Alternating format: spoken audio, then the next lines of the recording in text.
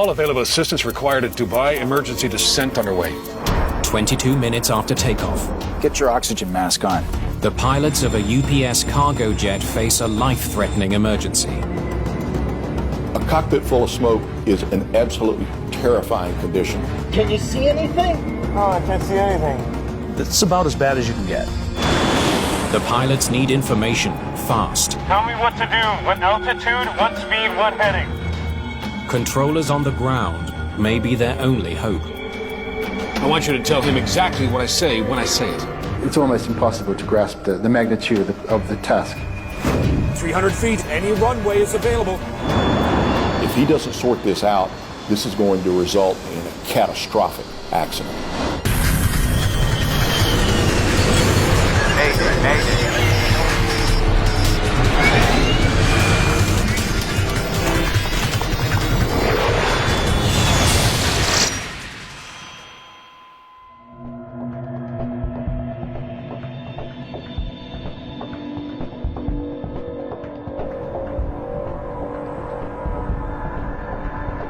Evening settles over the desert city of Dubai.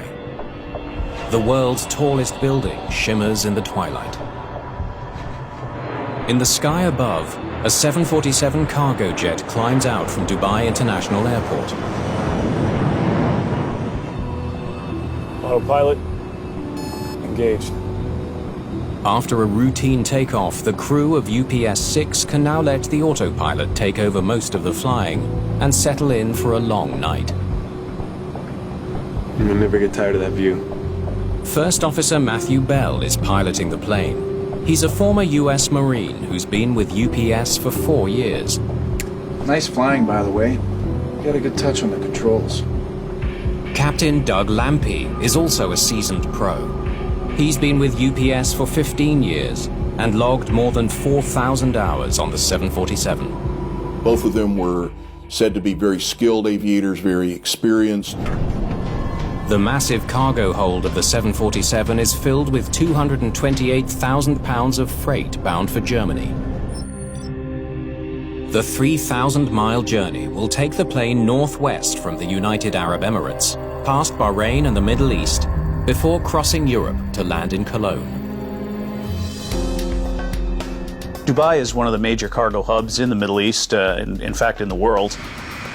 A lot of cargo moves at night. So oftentimes when we're asleep, we have over our heads thousands upon thousands of cargo flights moving the freight and being delivered the next day.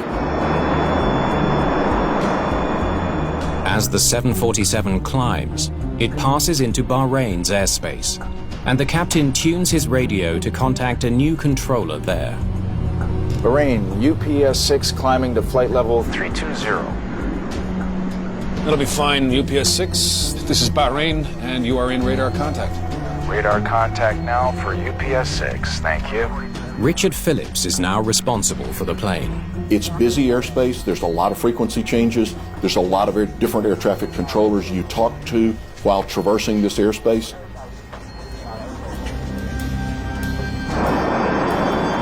"21 minutes after takeoff, the plane has climbed to 31,000 feet.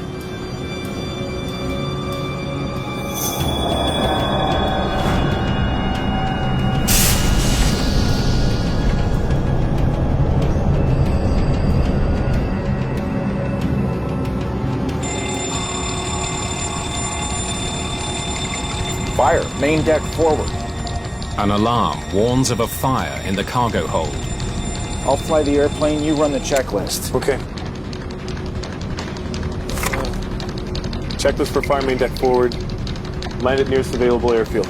Just got a fire indication on the main deck. I need to land ASAP. To have a fire on an airplane directs the crew to immediately land the airplane. There is no such thing as a good fire. Doha is at your 10 o'clock and 100 miles. Is that close enough? Phillips asks the crew if they'd like to land at a nearby airport. But the captain has a different idea. How about we turn around and go back to Dubai? I'd like to declare an emergency. He wants to return to the airport they took off from. They knew the facility, they had the charts, giant runways, plenty of firefighting capability, good air traffic control. Phillips quickly finds a route to get Flight 6 back to Dubai. UPS 6, make a right turn heading 090. Turn right, 090.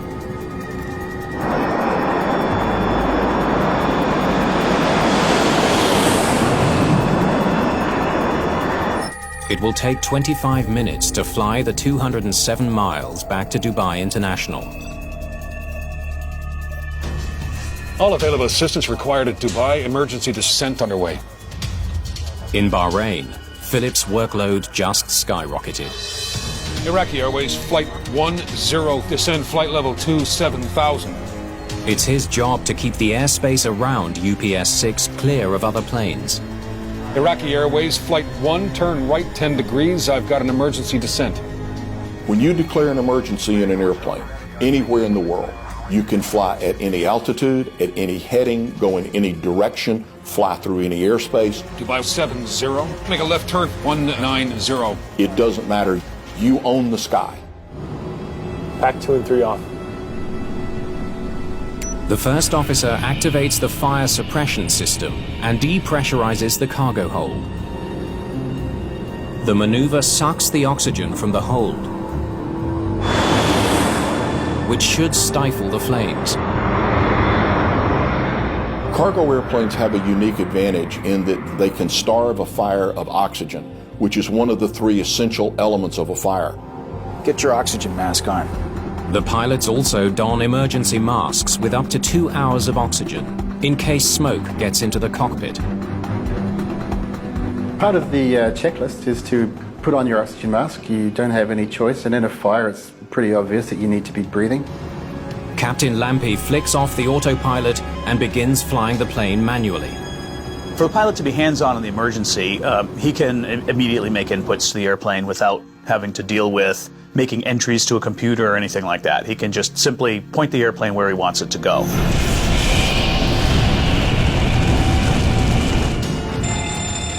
Another warning light goes off. The fire is spreading. It's a nightmare scenario. The crew now has fire alarms in several different areas of the cargo hold. The fire suppression system isn't working, and the flames are spreading fast. The fact that the fire warnings were not only not going away, but they were actually progressing, they were increasing, tells you that you have a high likelihood of a very, very serious fire in the back of the airplane. With the emergency escalating, clear communication is key. Bahrain, I need an emergency descent. This is UPS 6. Fire. UPS 6, descend flight level 270. UPS 6 is going down to what altitude, sir? Flight level 270, sir. Establishing effective communication is one of the first steps after the masks are in place. But the pilots are having trouble hearing. Can you hear me? The masks have built-in microphones. I can't hear a damn thing. In the midst of the emergency, the crew needs to adjust the setting to make them work. It can take some time because the correct selection for the microphone and the mask has to be made, the overhead speakers have to be turned on, the volume has to be turned up. The downside of that is that no additional parts of the checklist are accomplished until the crew communication is established. Bahrain, do you read UPS 6? UPS 6, go ahead, sir. Just as the communication problem is solved, a much bigger one drifts in. Smoke. A cockpit full of smoke is an absolutely terrifying condition. You're doing everything you can to vent smoke out of the airplane, yet it continues to get worse. God, it's getting hot in here. The captain starts to feel heat. He knows the fire is right underneath him. I need a descent down to 10,000 feet right away, sir. UPS 6, descend and maintain 10,000. Your discretion. A terrifying situation is about to get worse. As soon as he starts to pitch the airplane down, there's no control of the elevators. Find out what the hell is going on. I've barely got control of the airplane. That's very disconcerting because losing the normal actions of a primary flight control can have catastrophic effects. The crew of UPS 6 is still 22 minutes from Dubai International Airport. I've got no control of the airplane. What? I have no pitch control of the airplane. Pitch control, that's nose up, nose down, of the airplane. It's critical to airspeed, and as he gets close to the runway, critical to being able to land. The captain knows if he can re-engage the autopilot, it might be able to steady the plane. Very quickly and prudently, he decides something's not right. Let's go back to the automation. But the smoke is blinding. Can you see anything? No, I can't see anything. Terrifying would be an understatement, and it would require a lot of discipline to maintain the ability to fly the airplane.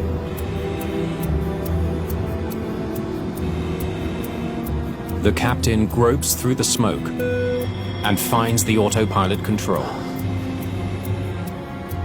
The strategy works.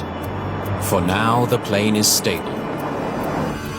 But navigating back to the airport with smoke obscuring the controls will still be an enormous challenge. UPS 6, proceed direct to Dubai when you're able. With UPS 6 about to fly out of his airspace, Phillips gets on the phone to controllers in the United Arab Emirates to make sure Dubai Airport is ready for the incoming plane.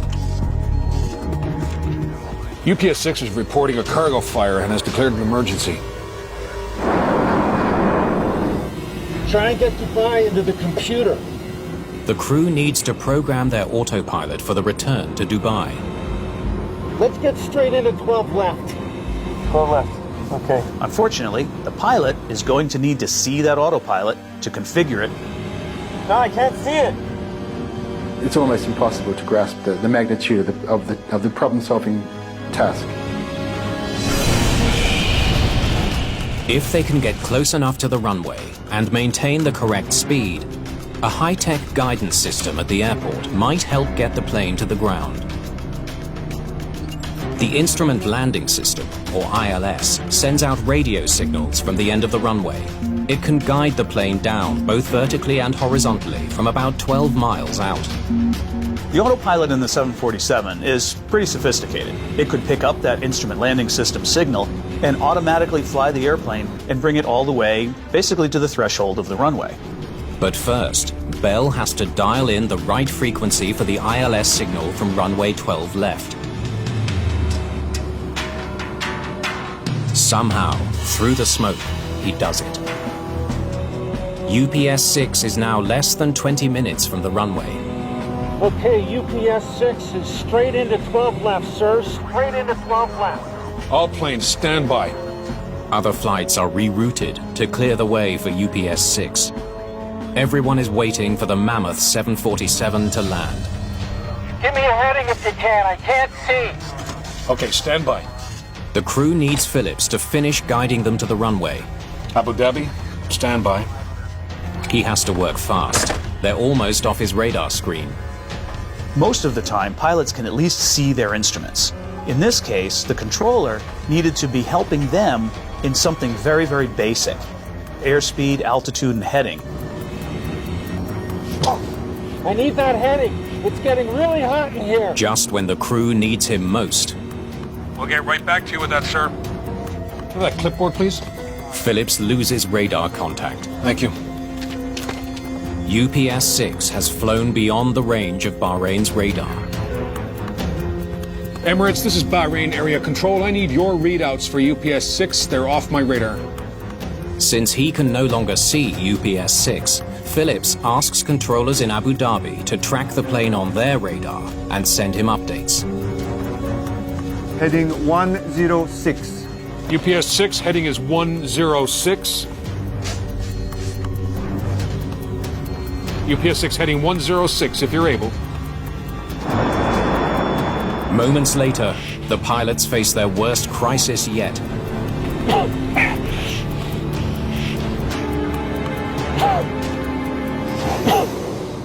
I got no oxygen.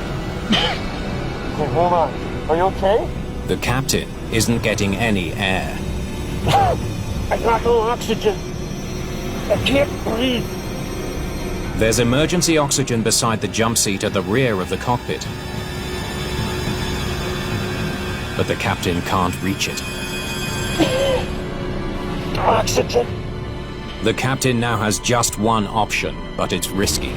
The best thing he can do now is to get up out of the seat, go back and get that supplemental oxygen.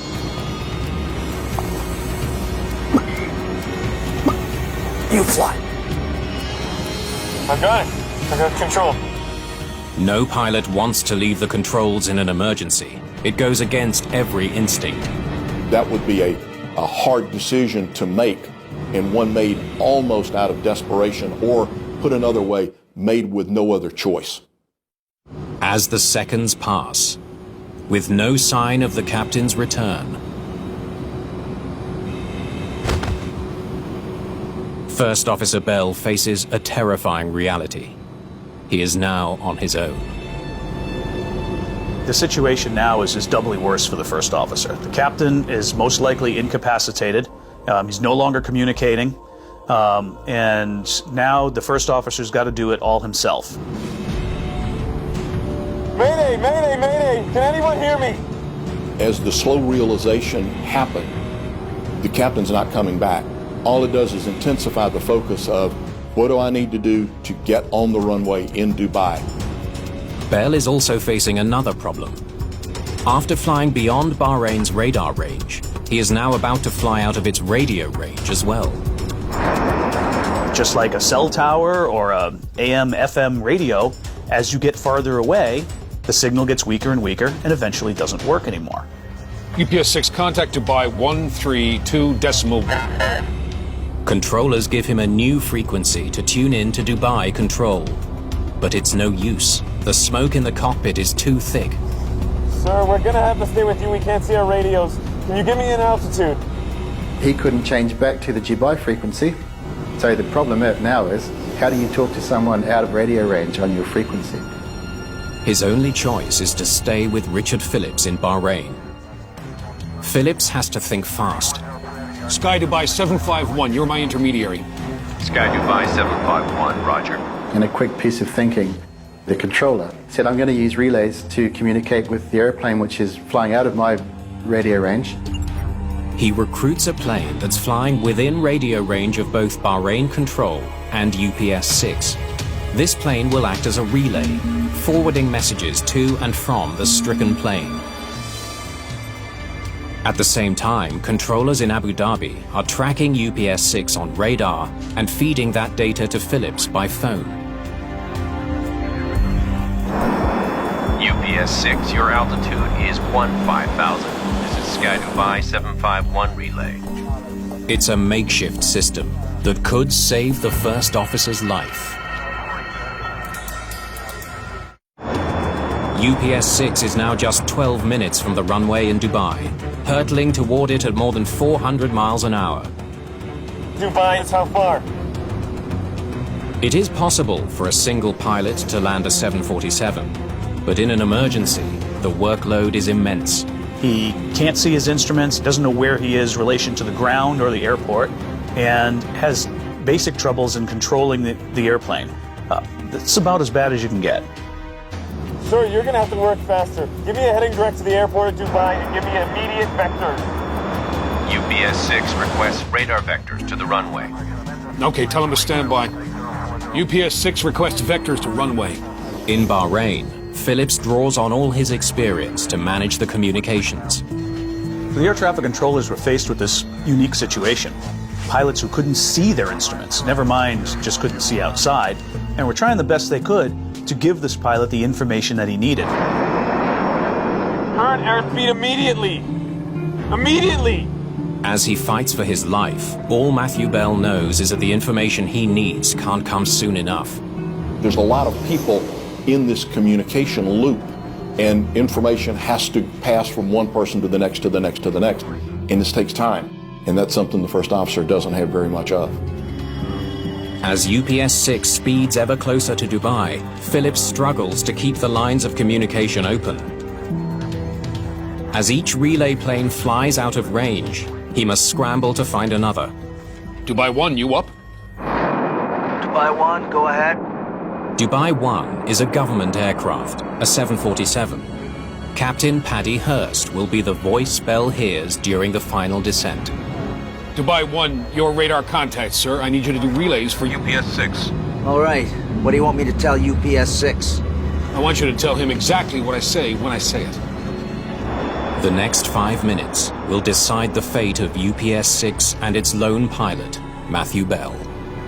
He's now dependent on his thousands of hours of experience and training to basically rewrite an emergency procedure for this airplane, because these compound failures are far and above anything that we train for. Tower clears you to land, runway 12 left. UPS 6, you are cleared to land. 12 left. Tell me what to do. What altitude, what speed, what heading. Okay. Bell desperately needs to know how to line up with the runway. They want to know what altitude, what speed, what heading. I need current altitude, speed, and heading. 20 miles out, heading 115. UPS 6, 20 miles, heading is 115. UPS 6, you are 20 miles from the field. The information is frustratingly incomplete. Just like the game of telephone, a little bit gets lost in the translation. With so many people in the communications loop, every bit of data he's getting is outdated. It's not what's going on right now, it's what was going on some period of time, seconds ago. And he's trying to fly the airplane in real time. As he nears the airport, Bell takes the final step in his attempt to lock on to the runway signal. He pushes the ILS approach button. Come on! He knows it may be his last chance to get his plane on the ground safely. If the autopilot system captures the both lateral and vertical parts of the ILS, it says that you have a high likelihood of getting the airplane to the airport. You may bend it, it may end up in some pieces, but it's the highest likelihood of survival. No traffic between the field and the aircraft. No traffic between the field and the aircraft. Bell is doing the impossible. He manages to line the plane up with the runway. He's too high and he's too fast. But it's not enough. The plane is moving too fast to capture the ILS signal. In an instant, his best chance for a safe landing is gone. They said he's too fast and too high. Is he able to make a 360? Circling would give Bell more time to slow his plane and try again to capture the signal. You're high and fast. Can you do a 360? Negative, negative, negative. He's what's known as behind it. He's not on the proper vertical profile. It's not getting better. If he doesn't sort this out, this is going to result in a catastrophic accident. Bell doesn't give up. He sets the autopilot to speed up his descent. Here we go. He hopes he can bring the plane in steep and fast and somehow make the landing work. Bell is blinded by the smoke. He's operating the plane by feel. He extends the flaps and drops the landing gear.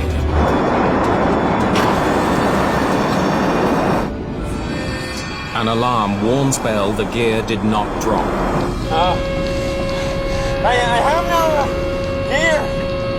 He was doing everything he could to maintain control of a severely crippled airplane. Sir, where are we? Where are we located? Bell is overshooting the runway. He was pretty much lined up along the left-right course to the runway. Unfortunately, it was too high for him to make a landing. Is he able to make a left turn for a 10-mile final for Sharjah? Air traffic thought quick. They knew there was another runway nearby at Sharjah and tried to give him guidance to make that runway. Are you able to make a left turn now to Sharjah? It's 10 miles away. Give me a left turn. What heading? A small left turn could take him to the alternate airport. What sort of heading, Marine?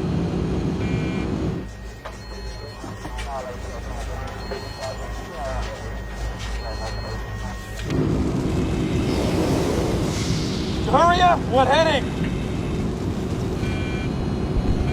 Heading 095. You're on final for Sharjah.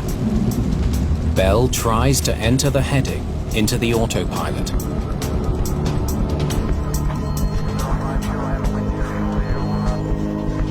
He's made a right turn. A right turn. But instead of turning left, the plane turns the wrong way, 90 degrees to the right. Unfortunately, one digit was wrong, 195.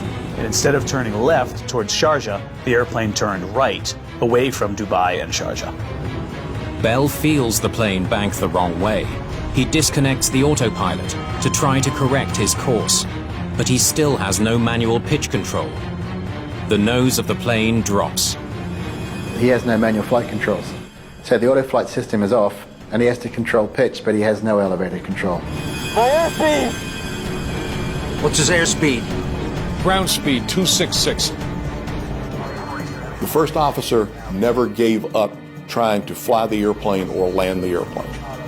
Okay, your ground speed is 266. It sounds like you're too fast. 800 feet? You're 800 feet. Up. 300 feet, any runway is available. Any runway available, UPS 6. If able, climb immediately. Climb immediately! UPS 6, climb immediately!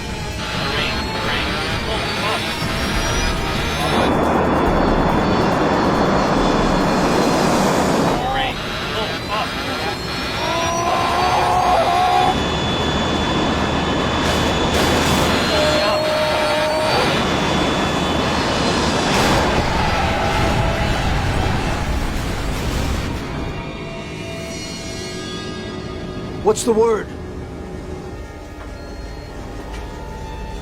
Radar contact lost. UPS 6 has crashed into a military base 10 miles from Dubai International Airport. Neither pilot has survived. First Officer Matthew Bell, who fought to the final seconds, leaves behind a wife and a 4-year-old daughter. Captain Douglas Lampy was also married with 4 children. It's one of Dubai's worst ever aviation disasters. And for the first time, the man in charge of the investigation is a UAE national. The Director of Air Accident Investigation, Khalid Al-Raisi. I remember it was a Friday evening on the month of Ramadan. And shortly after we got the call. He knows he's facing one of the most important challenges of his career. This is the busiest airport in this region, and UPS is a major career as well. It was so important to know what the reason that the aircraft crashed. Al-Raisi already has an important lead. The pilots told controllers the plane was on fire. But he doesn't know what caused the fire, or how it could have crippled a jumbo jet so completely. The $220 million plane is now charred rubble. The unrecognizable remains spread over a wreckage site the size of 6 football pitches. The airplane had hit at very high speeds. There were a lot of small pieces, and when that happens, from an investigative standpoint, it's going to be really challenging. Al-Raisi quickly appoints New Zealander Darren Straker to lead the investigation. Straker is an experienced air crash investigator recently recruited to the UAE. Okay, let's get moving. We need to see every piece. First question is, what was on fire? How did it get on board? Why didn't the aircraft fire suppression system handle it? And how did this 747 drop out of the sky in the middle of a large city? Since the 747 is American-built, well, what do you need? Al-Raisi also calls in investigators from the US National Transportation Safety Board. We knew right away from the air traffic communications they had this catastrophic fire and all these other side effects in the airplane. We needed to find out, how could this happen? The 747 is one of the most popular planes in the sky. The newly formed team needs answers fast. I want you to search the entire grid, inch by inch. The first step is to recover as much debris as possible. We call it eating the elephant. Where do you start? One bite at a time. First things to look for were the flight recorders, the CVR and FDR. The cockpit voice recorder is found almost immediately. It should have captured everything the pilots said in the cockpit. But there's no sign of the flight data recorder, and the heat of the desert is making a difficult search even more challenging. We needed to find the data recorder. So we just resorted to searching square by square. We made 10-meter square sections, and we just progressed in a linear fashion from the beginning of the debris field.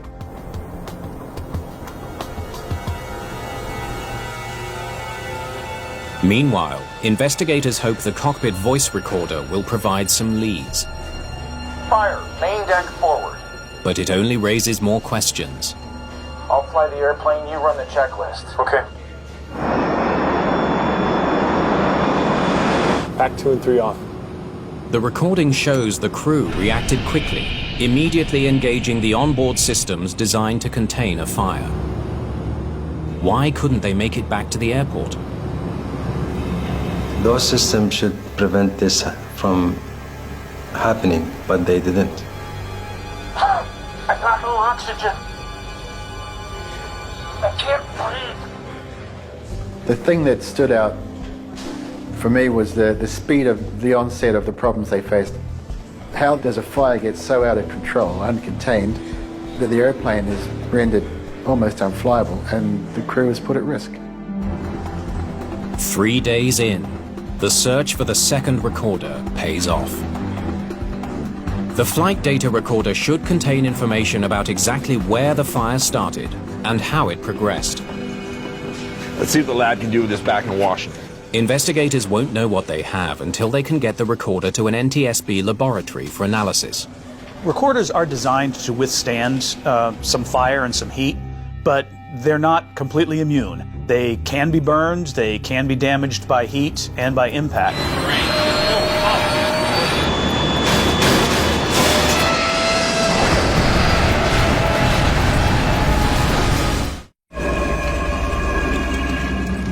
Beyond the outer edge of the wreckage field, investigators make an unexpected find.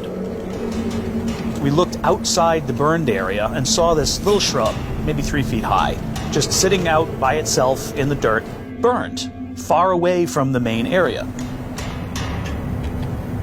Inside that bush was one small lithium battery that had burned, blown itself up, and shot out of the wreckage into the little bush. The small piece of evidence suggests a terrifying new theory. The cargo manifest reveals UPS 6 had dozens of shipments of lithium batteries or consumer electronics that contain them. 81,000 batteries. That's a lot of hazardous cargo. Once we'd got the cargo manifest and seen the total volume of these batteries that were on board, we were heading in the right direction. Lithium batteries are extremely flammable. They can provide up to 10 times the energy of regular alkaline batteries, which is why they last longer in electronics. But their volatile chemical composition means they can burst into flames if they're damaged. Is that what happened in the cargo hold of UPS Flight 6? Joseph Panagiotou is a fire and explosives expert for the NTSB. There's been instances where they're trying to load a pallet of cargo which contains a lot of batteries and it catches on fire at the airport before getting onto the airplane. So we're aware that that is a possibility. You can't automatically conclude that that's what it is, but it's one of the prime suspects. Demand for lithium batteries has never been higher. Several billion are manufactured and shipped around the world every year. Lithium batteries are on everything that we do. They're in our cars, they're in our homes, they're in every airplane we get on, they are everywhere.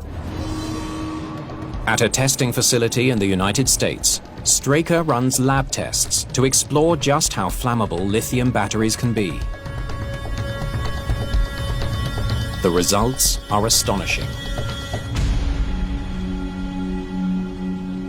When they heat a single box containing 100 batteries, it quickly ignites, sending up flames that reach temperatures of 2,000 degrees Fahrenheit. We were completely surprised at how a small AA-sized lithium battery would overheat and then vent and practically just explode into a problem which you couldn't contain it.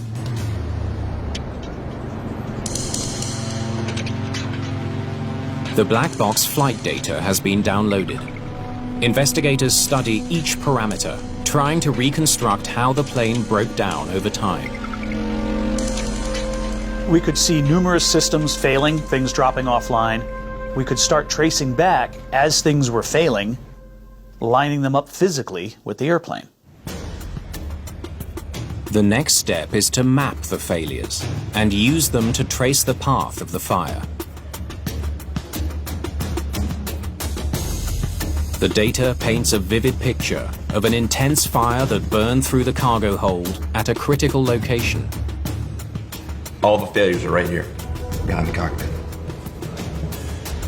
If you are familiar with the 747, you know it has that very distinctive hump up in the front. The cockpit is part of that hump, and the cargo deck is a lot of the cabling, the control cables, electrical cabling and everything, ran through this one common area just at the aft part of that hump, right above the part of that cargo compartment where we saw the first fire alarms.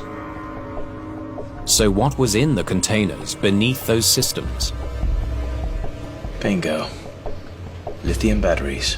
Right underneath the critical failure points in the airplane, we found some shipments in there of some pretty large batteries, a lot of energy, packed in a very dense place. And that was a big moment to figure that out. We had the solution to the issue of where the failures originated and how they originated. In the crowded cargo deck, the flames soon spread to other containers, many of which also contained batteries.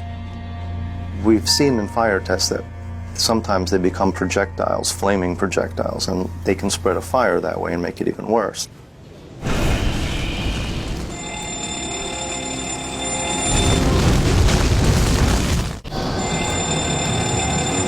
Fire, main deck forward. By the time the crew gets a warning, the fire is already burning too intensely for the suppression system to put it out. The manual flight control system is in the direct path of the fire. Luckily, the autopilot system is not. It can still send electrical signals directly to the servos that operate the plane's controls.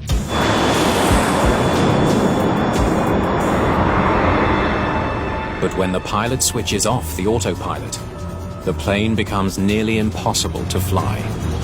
I have no pitch control of the airplane. Fire quickly destroys more systems, including the captain's oxygen supply and the landing gear controls. I have no gear. But Straker believes the tragedy would have been even worse if not for the final actions of the first officer. 300 feet, any runway is available. At the last moment, in a plane he could barely control, If able, climb immediately. Climb immediately! he manages to narrowly avoid a suburb of Dubai. At the very end, there are some control movements that go in, which if he hadn't made them 2 seconds beforehand, they would have collided with that residential area.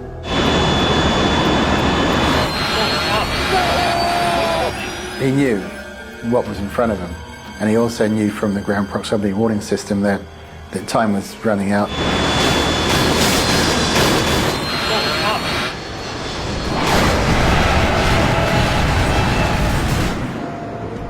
Investigators have one final question.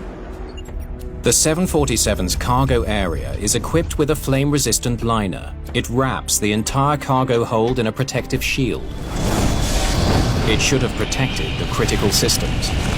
We had to get on top of the reason of this failure to save other people's lives.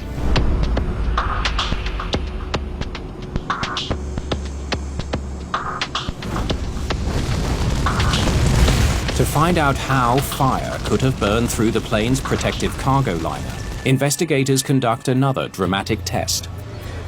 We did our tests with a representative load. The fire was on the pallet was enormous. We were standing behind glass about 50 feet away from this, and I could feel the heat. What the tests showed us is not just the energy, but the time factor as well. All this pent-up energy released so quickly that it could create this catastrophic event without the time needed for the pilots to get safely back down on the ground. The cargo liner failed. The flames spread quickly, eating through vital control systems. Once the single point of failure, which is the cargo liner, has disintegrated, you don't have protections for your oxygen system, you don't have protections for your flight control, you don't have protections for your environmental control, it's all gone.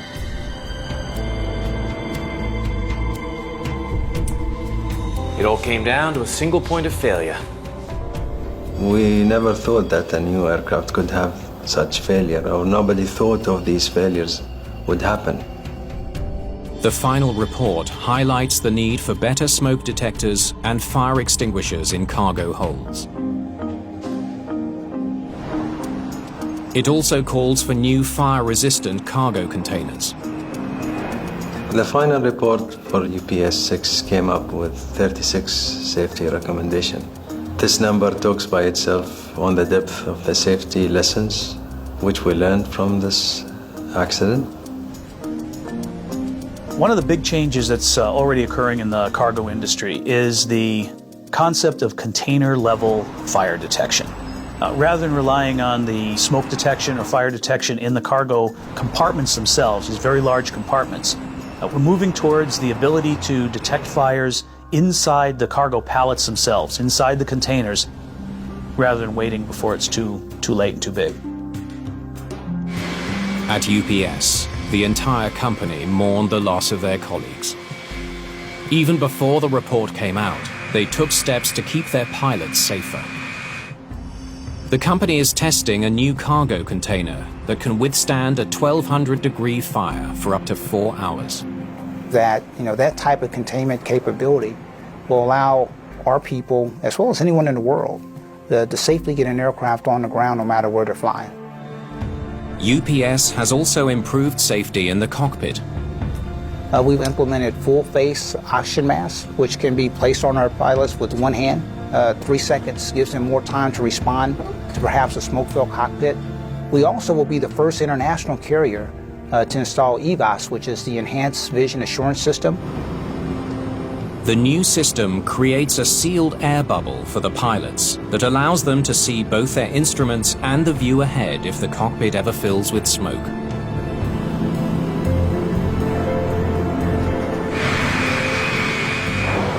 The industry has taken on board what's in the report. They're addressing the risk clearly. There's a general public awareness that the batteries now can pose a serious risk.